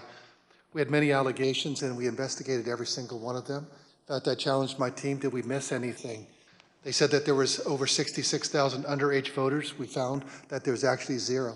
You can register to vote in Georgia. When you're 17 and a half, you have to be 18 by Election Day. We checked that out, every single voter. They said that there was 2,423 non-registered voters. There were 0. They said that there was 2,056 felons. We identified less than 74 or less that were actually still in felony sentence. Every single allegation we checked, we ran down the rabbit trail to make sure that our numbers were accurate. So there's no way you could have recalculated it except by fudging the numbers? The numbers were the numbers, and we could not recalculate because we had made sure that we had checked every single allegation. And we had many investigations. We had nearly 300 from the 2020 election. Mr. Secretary, you tried to push back when the president made these unsupported claims, whether they were about suitcases of ballots or that Biden votes were counted 3 times. Let's play the next clip. President, they did not put that. We did an audit of that, and we proved conclusively that they were not scanned 3 times. Yeah, Mr. President, we'll send you the link from WSB that doesn't. I don't care about a link. I don't need it. I have a much better link. You told the president you would send him a link from WSB, which I understand is a local television station that had a unedited video from the State Farm Arena. But the president wasn't interested in that. He said he had a much better link. Mr. Secretary, at the time that you were on the call with the president, as we have shown, both the FBI and the Georgia Bureau of Investigation have proven these claims to be nonsense. And you told him about these investigations on the phone. Let's listen to what President Trump had to say about the state and federal law enforcement officers who investigated these false claims. There's no way they could, then they're incompetent. They're either dishonest or incompetent, okay? There's only 2 answers, dishonesty or incompetence. There's just no way, look, there's no way. But the president didn't stop at insinuating that law enforcement officers were either dishonest or incompetent. He went on to suggest that you could be subject to criminal liability for your role in the matter. Before I play that portion of the conversation, I'd like to show you something that the president retweeted a couple weeks before your call with him. Here's the president retweeting a post from one of his allies, a lawyer who was later sanctioned by a judge in Michigan for making false claims of election fraud. Let's take a look at that tweet. The tweet read, quote, "President Trump, @real Donald Trump, is a genuinely good man. He does not really like to fire people. I bet he dislikes putting people in jail, especially, quote unquote, Republicans. He gave @Brian Kemp, Georgia, and @Georgia Secretary of State every chance to get it right. They refused. They will soon be going to jail." So on your call, this was not the first time the president was suggesting you might be criminally liable. With that, let's listen to this portion of the call. I think you're going to find that they are shredding ballots because they have to get rid of the ballots because the ballots are unsigned. The ballots are corrupt. And they're brand new and they don't have seals and there's a whole thing with the ballots, but the ballots are corrupt. And you're going to find that they are, which is totally illegal. It's more illegal for you than it is for them because you know what they did and you're not reporting it. That's a criminal offense. And you can't let that happen. That's a big risk to you and to Ryan, your lawyer. That's a big risk. Secretary Raffensperger, after making a false claim about shredding of ballots, the president suggested that you may be committing a crime by not going along with his claims of election fraud. And after suggesting that you might have criminal exposure, President Trump makes his most explicit ask of the call. Let's play a part of that conversation. So, look, all I want to do is this. I just want to find 11,780 votes, which is one more than we have, because we won the state. Mr. Secretary, was the president here asking you for exactly what he wanted? One more vote than his opponent. What I knew is that we didn't have any votes to find. We had continued to look. We investigated, like I just shared the numbers with you. There were no votes to find. That was an accurate count that had been certified. And as our general counsel said, there was no shredding of ballots. Mr. Secretary, after making this request, the president then goes back to the danger of having you deny these allegations of fraud. Let's listen to that part of the clip. And I watched you this morning and you said, well, there was no criminality, but I mean, all of this stuff is very dangerous stuff. When you talk about no criminality, I think it's very dangerous for you to say that? Secretary Raffensperger, you wrote about this in your book, and you said, quote, "I felt then and still believe today that this was a threat. Others obviously thought so too, because some of Trump's more radical followers have responded as if it was their duty to carry out this threat. Please tell us what you, your wife, even your daughter-in-law experienced regarding threats from Trump's more radical followers." Well, after the election, my email, my cell phone was doxxed, and so I was getting texts all over the country, and then eventually my wife started getting the text, and hers typically came in as sexualized texts, which were disgusting. You have to understand that Trish and I, we met in high school, and we've been married over 40 years now, and so they started going after her, I think, just to probably put pressure on me. Why don't you just quit, walk away? And so that happened. And then some people broke into my daughter-in-law's home, and my son has passed, and she's a widow and has 2 kids, and so we're very concerned about her safety also. And Mr. Secretary, why didn't you just quit and walk away? Because I knew that we had followed the law and we had followed the Constitution, and I think sometimes moments require you to stand up and just take the shots when you're doing your job, and that's all we did. You know, we just followed the law and we followed the Constitution. And at the end of the day, President Trump came up short. But I had to be faithful to the Constitution. And that's what I swore an oath to do. During the remainder of the call, the former president continued to press you to find the remaining votes that would ensure his victory in Georgia. Let's listen to a little more. Why wouldn't you want to find the right answer, Brad, instead of keep saying that the numbers are right? So look, can you get together tomorrow? And Brad, we just want the truth. It's simple. And everyone's going to look very good if the truth comes out. It's okay. It takes a little while, but let the truth come out. And the real truth is I won by 400,000 votes, at least. So what are we going to do here, folks? I only need 11,000 votes. Fellas, I need 11,000 votes. Give me a break. 4 days after the president's call to Secretary Raffensperger was January 6th. The president whipped up the crowd in front of the ellipse, once again promoting the allegation that Secretary Raffensperger, the president's own attorney general, had told him was false. Here he is on the ellipse. In Fulton County, Republican poll watchers were ejected, in some cases physically, from the room under the false pretense of a pipe burst, water main burst, everybody leave, which we now know was a total lie. Then election officials pulled boxes, Democrats, and suitcases of ballots out from under a table. You all saw it on television, totally fraudulent, and illegally scanned them for nearly 2 hours, totally unsupervised.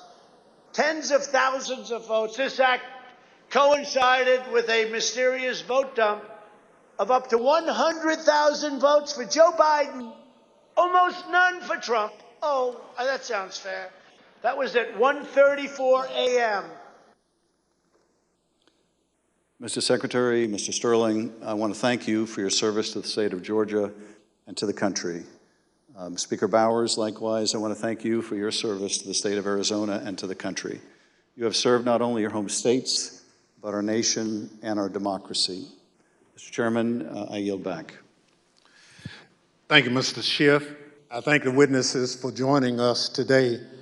You're now dismissed.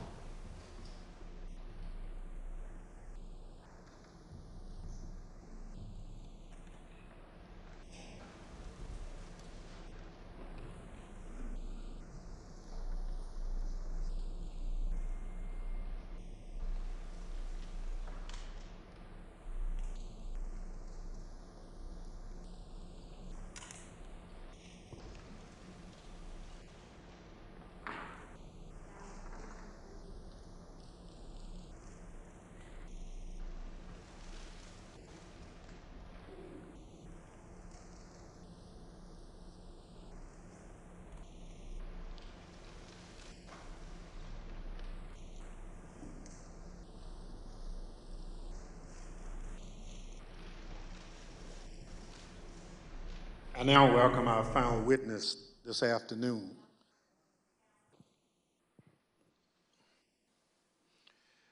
Andrea Shea Moss. Ms. Moss worked in the Department of Registration and Elections in Fulton County, Georgia, from 2017 until 2022.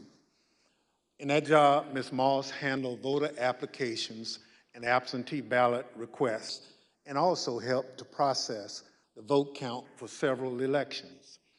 In December 2020, Ms. Moss and her mother, Ms. Ruby Freeman, became the target of nasty lies spread by President Trump and his allies as they sought to overturn the election results in Georgia. Ms. Moss and her mother, Ms. Freeman, are two of the unsung heroes in this country, doing the hard work of keeping our democracy functioning for every American. Ms. Moss, welcome. Thank you for your service, and I thank you for being here today. I will now swear you in. Please stand.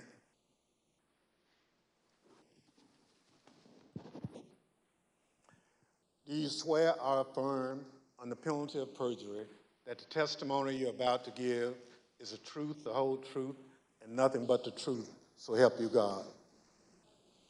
Thank you. Please be seated. Let the record reflect that the witness answered in the affirmative.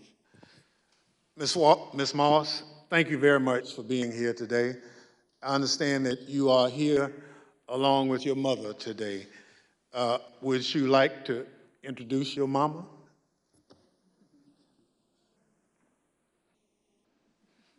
Hi, Mom. Ms. Moss, today we'll be asking you about some of the threats that you received following the 2020 election. Since you've been an election worker for over 10 years, I want to ask you, in your decade of service, had you ever experienced threats like these before?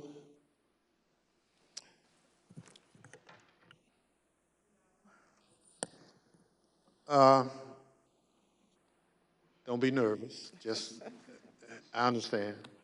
So, and I want to make sure that the record reflects that you've done it for quite a while and you never received a threat, and your answer was no. Thank you.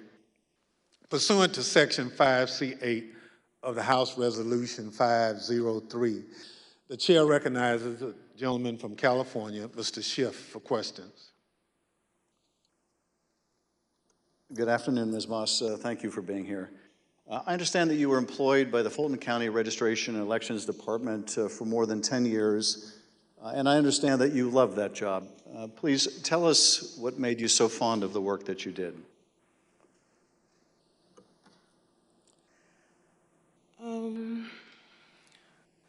Well, I've always been told by my grandmother how important it is to vote and how people before me, a lot of people, older people in my family, did not have that right. So what I loved most about my job were the older voters. Younger people could usually do everything from their phone or go online, but the older voters like to call, they like to talk to you, they like to get my card, they like to know that every election I'm here. And like even college students, a lot of parents trust in me to make sure their child does not have to drive home. They'll get an absentee ballot, they can vote, and I really found pleasure in that. I liked being the one that, you know, if someone can't navigate my voter page or, you know, they want a new precinct card and they don't have a copy machine or a computer or all of that, I could put it in the mail for them. I was excited always about sending out all the absentee ballots for the elderly and disabled people. I even remember driving to an hospital to give someone her absentee application. That's what I love the most. So you really enjoyed helping people vote and participate, and that was something, the right to vote, that your grandmother taught you was precious. Yeah. Well, I know the events that we're here to talk about today are incredibly difficult to relive. Your proud service as an election worker took a dramatic turn on the day that Rudy Giuliani publicized a video of you and your mother counting ballots on election night. President Trump, Rudy Giuliani, and others claimed on the basis of this video that you and your mother were somehow involved in a plot to kick out observers, bring suitcases of false ballots for Biden into the arena, and then run them through the machines multiple times. None of that was true, was it? None of it. I'd like to show you some of the statements that Rudy Giuliani made in a second hearing before the Georgia state legislators, a week after that video clip from State Farm Arena was first circulated by Mr. Giuliani and President Trump. I want to advise viewers that these statements are completely false and also deeply disturbing. Tape earlier in the day of Ruby Freeman and Shay Freeman Moss and one other gentleman quite obviously surreptitiously passing around USB ports as if they're vials of heroin or cocaine. I mean, it's obvious to anyone who's a criminal investigator or prosecutor, they are engaged in surreptitious illegal activity again that day. And that's a week ago, and they're still walking around Georgia lying. They should have been questioned already. Their places of work, their homes should have been searched for evidence of ballots, for evidence of USB ports, for evidence of voter fraud. That video was from Rudy Giuliani's appearance at a Georgia State Senate hearing on December 10. How did you first become aware that Rudy Giuliani, the president's lawyer, was accusing you and your mother of a crime?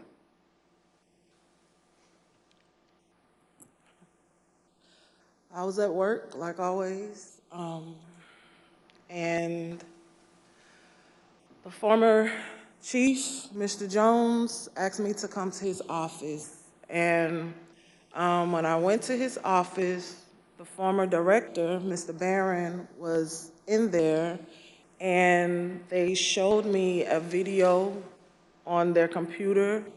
It was just like a very short clip of us working at State Farm, and it had someone on the video like talking over the video, just saying that we were doing things that we weren't supposed to do, just lying throughout the video. And that's when I first found out about it.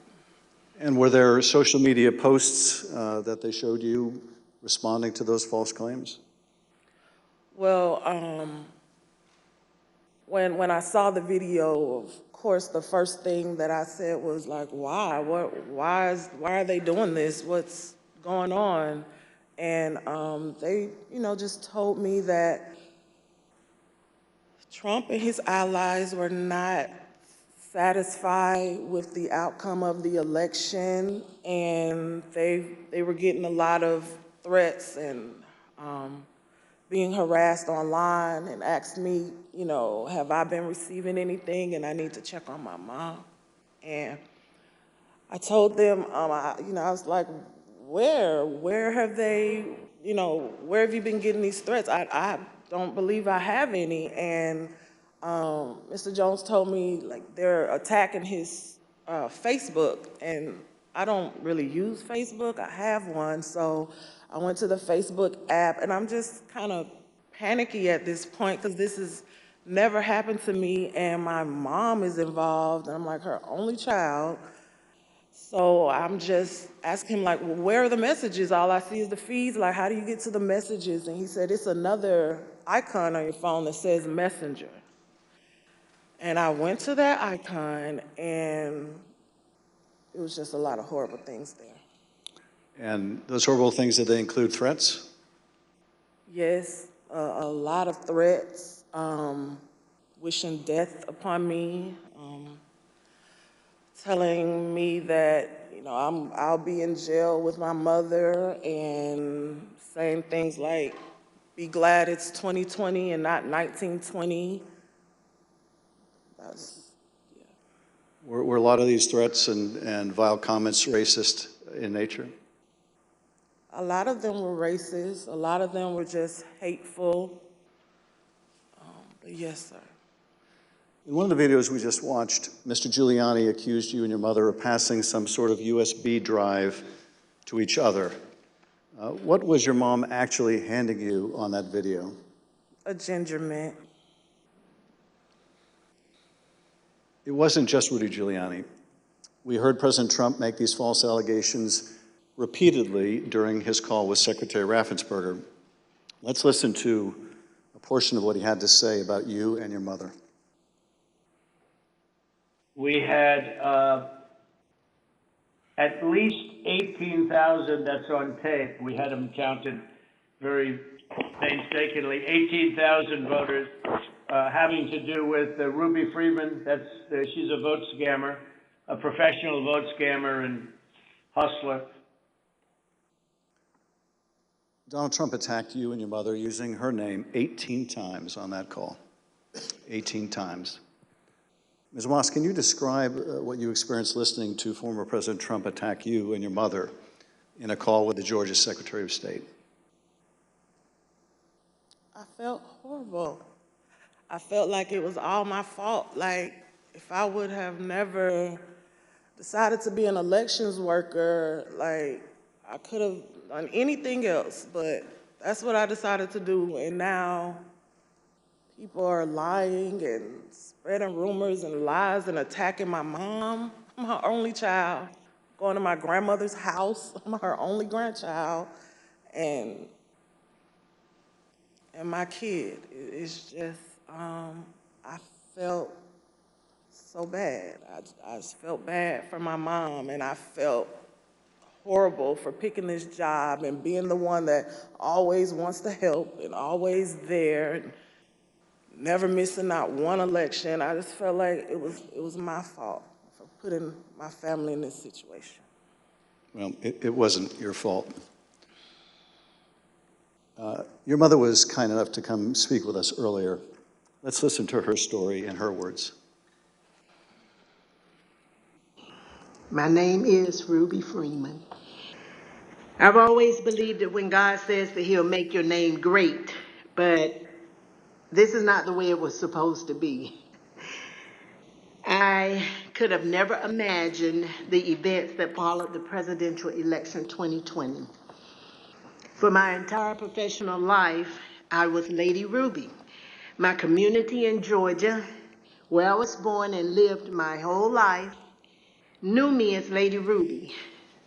I built my own business around that name, La Ruby's Unique Treasures, a pop-up shop catering to ladies with unique fashions. I wore a shirt that proudly proclaimed that I was, and I am, Lady Ruby. Actually, I had that shirt on. I had that shirt in every color. I wore that shirt on Election Day 2020. I haven't worn it since, and I'll never wear it again. Now I won't even introduce myself by my name anymore. I get nervous when I bump into someone I know in the grocery store who says my name.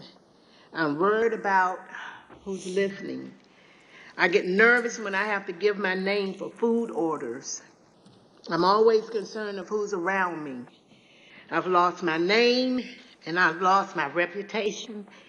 I've lost my sense of security, all because a group of people, starting with number 45 and his ally, Rudy Giuliani, decided to scapegoat me and my daughter, Shay, to push their own lies about how the presidential election was stolen.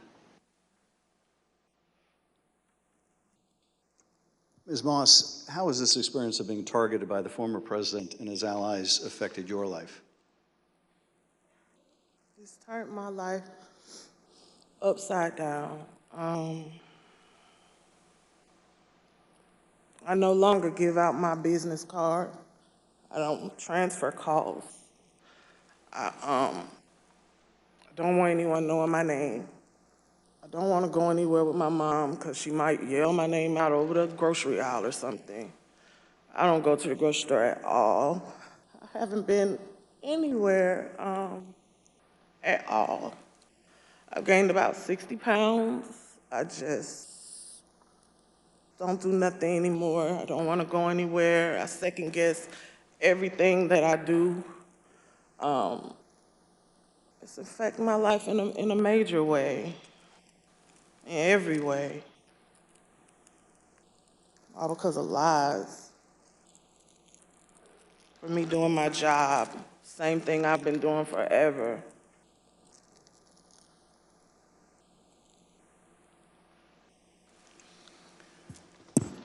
Your mother also told the select committee about how she had to leave her own home for her safety and go into hiding after the FBI told her that it would not be safe for her there before January 6th and until the inauguration. Let's listen to a clip of her story in her own words.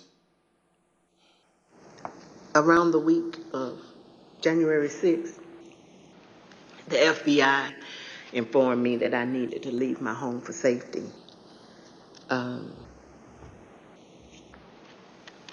And I left my home for safety around that time. Understood. How long did you stay out? Did you, remain outside of your home for your own safety? I stayed away from my home for approximately 2 months. It was horrible. I felt homeless. I felt, I can't believe this person has caused this much damage to me and my family. To have to leave my home, that I've lived there for 21 years. And, I'm having to have my neighbors watch out for me, and I have to go and stay with somebody. It was hard. It was horrible. And that your conversation with the FBI about needing to leave your home for your own safety, or perhaps recommending it. Do you remember, was there a specific threat that prompted that, or was it the accumulation of threats that you had received? What prompted it was getting ready to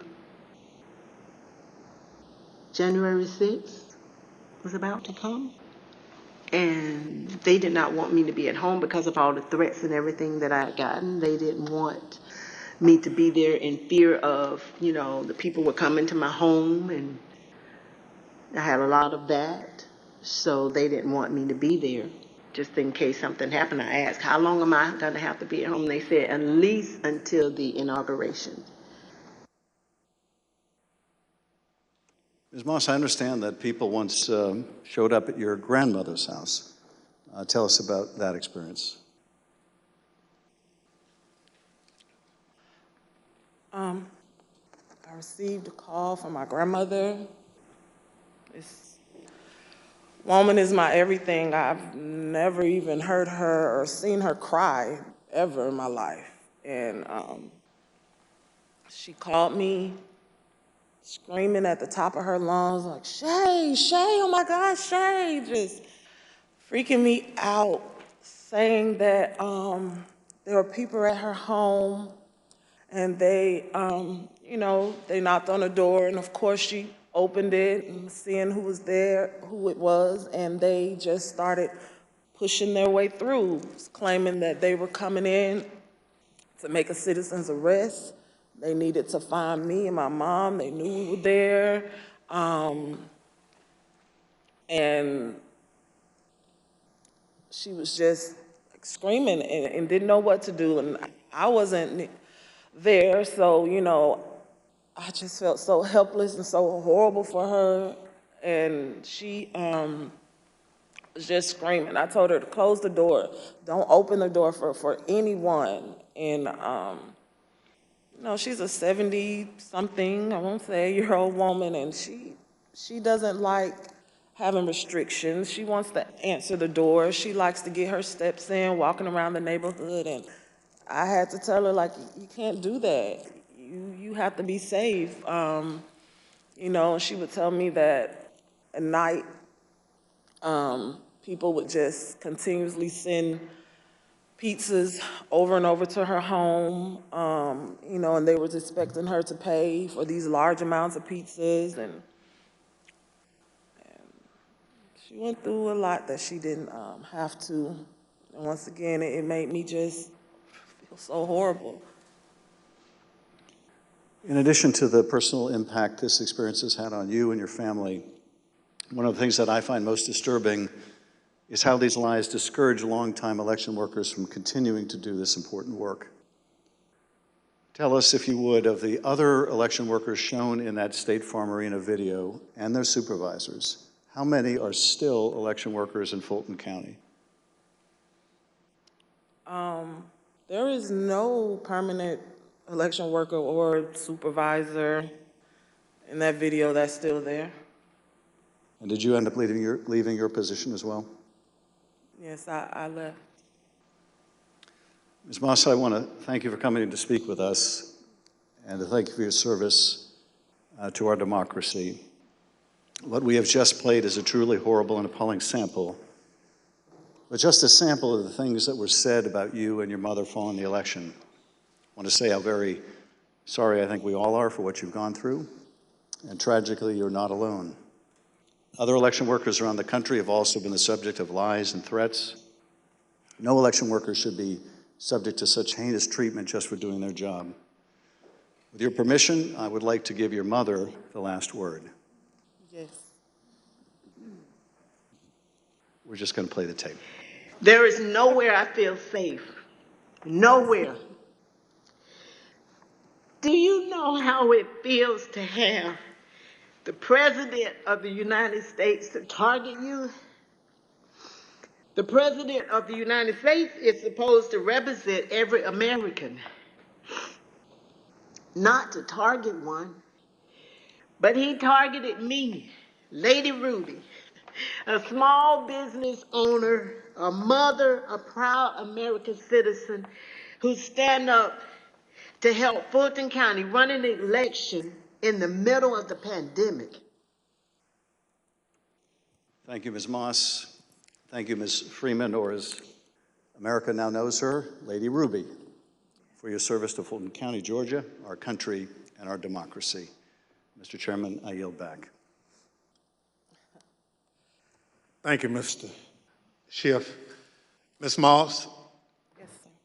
I want to thank you for sharing with us the very troubling story of what you and your mother experienced. The harassment of election workers like you simply for doing your duty as public servants poses a threat to our democratic process. Your testimony is an important contribution to the work of our committee and serves as a reminder to all of us that the safety of local election officials is vital to ensuring that our elections are always free and fair. I want to thank our witness for joining us today. The members of the Select Committee may have additional questions for today's witness, and we ask that you respond expeditiously in writing to those questions.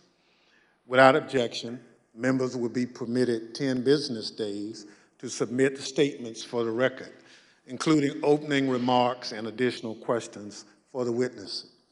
Without objection, the chair recognizes the gentleman from California, Mr. Schiff, for a closing statement. For more than 200 years, our democracy has been distinguished by the peaceful transfer of power. When an American raises their right hand and takes the presidential oath of office, they are transformed from an ordinary citizen into the most powerful person in the world, the president. This is an awesome power to acquire. It is even more awesome when it is handed on peacefully. When George Washington relinquished the office of the presidency, it set a precedent that served as a beacon for other nations struggling against tyranny. When Ronald Reagan described it as a kind of miracle in the eyes of the world, he was exactly right. Other countries use violence to seize and hold power, but not in the United States. not in America. When Donald Trump used the power of the presidency to try to stay in office after losing the election to Joe Biden, he broke that sacred and centuries-old covenant. Whether his actions were criminal will ultimately be for others to decide. But what he did was, without a doubt, unconstitutional. It was unpatriotic, and it was fundamentally un-American. And when he used the power of his presidency to put the enormous pressure on state, local, and local elections officials and his own vice president, it became downright dangerous. On January 6th, that pressure became deadly. Ruby Freeman said the president is supposed to protect every American, not target them. And she is right. If the most powerful person in the world can bring the full weight of the presidency down on an ordinary citizen who is merely doing her job with a lie as big and heavy as a mountain, who among us is safe? None of us is. None of us. In city councils and town councils, on school boards and election boards, from the Congress to the courts, dedicated public servants are leaving their posts because of death threats to them and to their families. This is not who we are. It must not become who we are. Our democracy held because courageous people like those you heard from today put their oath to the Constitution above their loyalty to one man or to one party.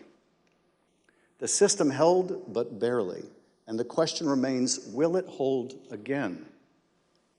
If we are able to communicate anything during these hearings, I hope it is this. We have been blessed beyond measure to live in the world's greatest democracy.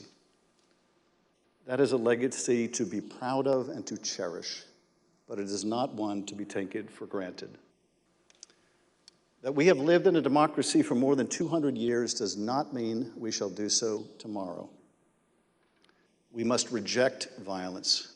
We must embrace our Constitution with the reverence it deserves, take our oath of office and duties as citizens seriously, informed by the knowledge of right and wrong, and armed with no more than the power of our ideas and the truth, carry on this venerable experiment in self-governance.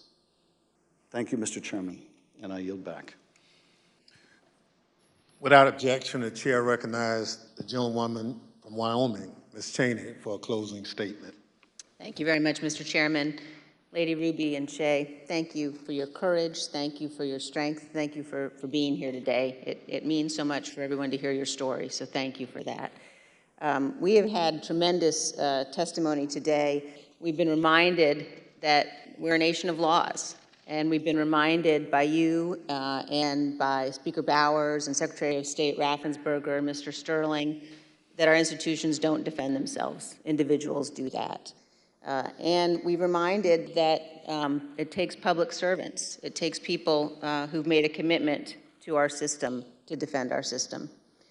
We also have been reminded what it means to take an oath under God to the Constitution, what it means to defend the Constitution. And we were reminded by Speaker Bowers that our Constitution is indeed a divinely inspired document. And so it's been an honor to spend time with you and with our previous witnesses here today. To date, more than 30 witnesses called before this committee have not done what you've done, but have invoked their Fifth Amendment rights against self-incrimination. Roger Stone took the Fifth, General Michael Flynn took the Fifth, John Eastman took the Fifth. Others, like Steve Bannon and Peter Navarro, simply refused to comply with lawful subpoenas, and they have been indicted. Mark Meadows has hidden behind President Trump's claims of executive privilege and immunity from subpoenas. We're engaged now in litigation with Mr. Meadows. The American people in our hearings have heard from Bill Barr, Jeff Rosen, Richard Donahue, and many others who stood up and did what is right. And they will hear more of that testimony soon. But the American people have not yet heard from Mr. Trump's former White House counsel, Pat Cipollone. Our committee is certain that Donald Trump does not want Mr. Cipollone to testify here. Indeed, our evidence shows that Mr. Cipollone and his office tried to do what was right. They tried to stop a number of President Trump's plans for January 6th. Today and in our coming hearings, you will hear testimony from other Trump White House staff explaining what Mr. Cipollone said and did, including on January 6th. But we think the American people deserve to hear from Mr. Cipollone personally. He should appear before this committee, and we are working to secure his testimony. Thank you, Mr. Chairman. I yield back. People answer the call to public service in such different ways. Some run for office. Some volunteer to make sure their neighbors can get to their voting locations. Some work at polling sites to help election day go smoothly. Some look into problems to guarantee our elections are secure and accurate, just to name a few. As I mentioned at the start of this hearing, when we talk about our democratic institutions, we're talking about these individuals and many others who do these jobs across the country. They represent the backbone of our democracy at its most important moments, when the citizens cast their votes and when those votes are counted. We've heard the stories of their courage. They've earned the thanks of a grateful nation. But for Donald Trump, these witnesses and others like them were another roadblock to his attempt to cling to power. On Thursday, we'll hear about another part of that scheme, his attempt to corrupt the country's top law enforcement body, the Justice Department, to support his attempt to overturn the election.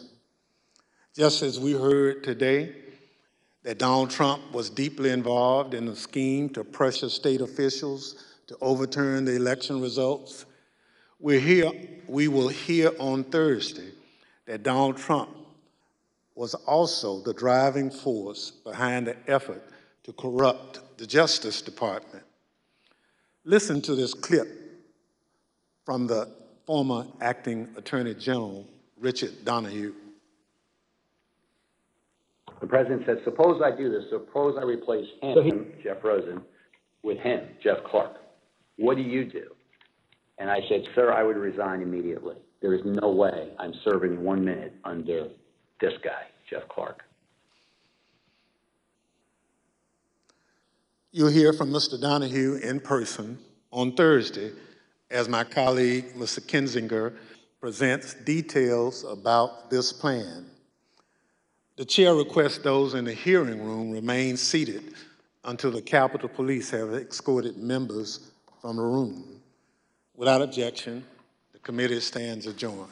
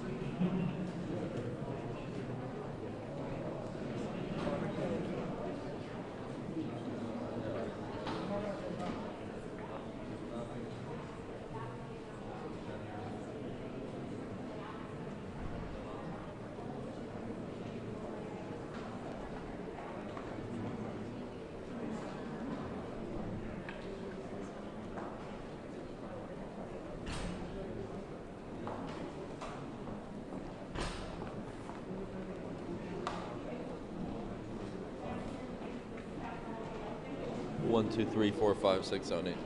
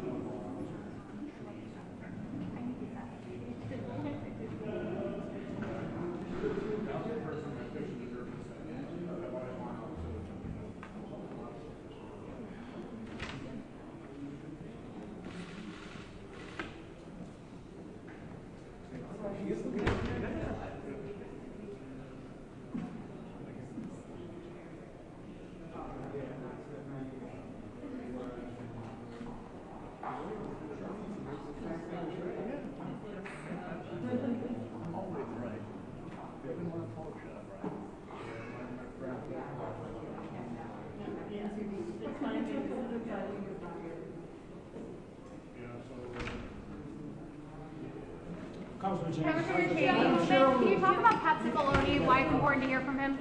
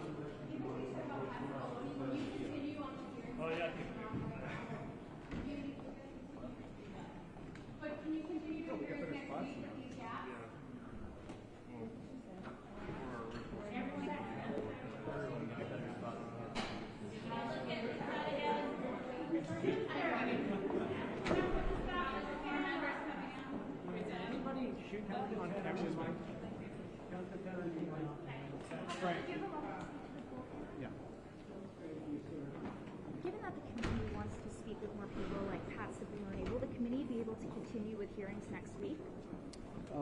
I'll leave it to the committee to discuss the schedule ahead, but I thought the testimony today was enormously powerful. We had, I think, good illustrations of the courageous public servants who stood up to the President of the United States, from Republican speakers of the House of Representatives in Arizona to the Secretary of State of Georgia to election workers whose lives were the subject of the most gruesome threats and were really upended. And I'm glad the American people got to see these courageous public servants, but also I'm glad they got to see the danger that the President's lies put elected officials in all around the country. The committee showed this phone call between Ronna McDaniel and in the committee. She's talking about the phone call with Donald Trump about his push to name an alternate slate of electors. Does the committee have any other evidence showing Donald Trump's direct involvement in trying to name those so-called fake electors? I'm not going to comment on the evidence beyond what we submitted today, but what people need to understand is this elector plot was illegitimate from the start. It was all premised on a big lie about the election, a big lie that there was massive fraud. As Speaker Bowers testified, they were never presented with any evidence of this. And as Secretary Raffensperger testified, all of the claims that the President was making vis-a-vis the fraud in Georgia were simply false. So it was all built on the same big lie. And the idea that you could convene state legislatures or operate in the absence of state legislatures and appoint electors on the basis of a big lie was fraudulent and illegitimate from the start. Mr. Chairman, today we saw another example of a member of Congress's involvement with the former president's efforts to overturn the election. Congressman Biggs has been mentioned in Cassidy Hutchinson's testimony and Ali Alexander's testimony. You had a detail in an earlier hearing about Scott Perry trying to secure a pardon from the White House. At what point are we going to see the committee try to do a little more enforcement of the subpoenas of the 5 House Republicans that you've sent out? And is contempt still something that's on the table for those 5 Republicans? Well, at the end of the day, we're dependent on the Justice Department if we move down the route with any witness of criminal contempt. So, we continue to consider what remedies we have with any recalcitrant witnesses, including members of the House of Representatives, and I don't have anything to announce on that subject today. But again, I want to bring our focus back to what we just heard. And what we just heard is the President was told over and over again by his attorney general, by his deputy attorney general, by the U.S. attorney he appointed in Georgia, among others, that what he was telling the country was simply false. And you saw him go out time after time after being told way after way that what he was saying was just a lie, leading up to his speech on the ellipse where he continues to whip up this crowd with these lies. And tragically, the warning that Gabe Sterling gave that someone was going to get killed came all too much to fruition on January 6th when people outside this building did get killed because of that big lie, because of that incitement that Gabe Sterling warned against. And the fact is, the lie lives on, and with it, so does the danger. And this is, I think, what these witnesses were so powerfully communicating. If the President of the United States, the most powerful person in the world, can come down like a ton of bricks on an election worker like Andrea Moss and Ruby Freeman, then they can come down on anyone. The committee want to hear from Senator Johnson after learning that one of his staffers communicated with a Pence aide to try to hand off the alternate slate of electors. You know, I'm not going to comment on potential future witnesses at this point. I want to keep the focus on what we just heard today. Election officials heard from witnesses today. Lay out a potential criminal charge against President Trump and referring that to the DOJ. It seems like every hearing so far, and going to the next one, is tying him in that he knew it was a big lie, and he signed the violence, and he was all involved in this. No one's given us a clearance, but it seems like that's the way all the evidence is leaning towards right now. Would that be correct? You know, I'll have to make this last question. Look, our responsibility at the end of the day is not a prosecutorial responsibility. That's for the Justice Department to decide. I think Judge Carter in California was right when he said that there is evidence that Donald Trump and his associates engaged in a plot to overturn the election that violated multiple criminal laws. I think there's sufficient evidence to open that investigation. Now, whether the Justice Department will conclude there's proof beyond a reasonable doubt, that'll be up to the Justice Department. Our role is different. Our role is to find the facts, to share them with the American people, and to prescribe remedies to keep our country safe. And as we saw today, one of the things that's necessary for us to keep the country safe is to put this big lie to rest, to restore people's confidence in our elections, to push back on the idea that whenever you lose an election that's somehow rigged and illegitimate, because that way goes the end of our democracy. Thank you. Thank you, guys. Thank you so much. Thank you. Mr. Chairman. Nothing to see here, guys. Nothing to see. He's trying to keep it straight.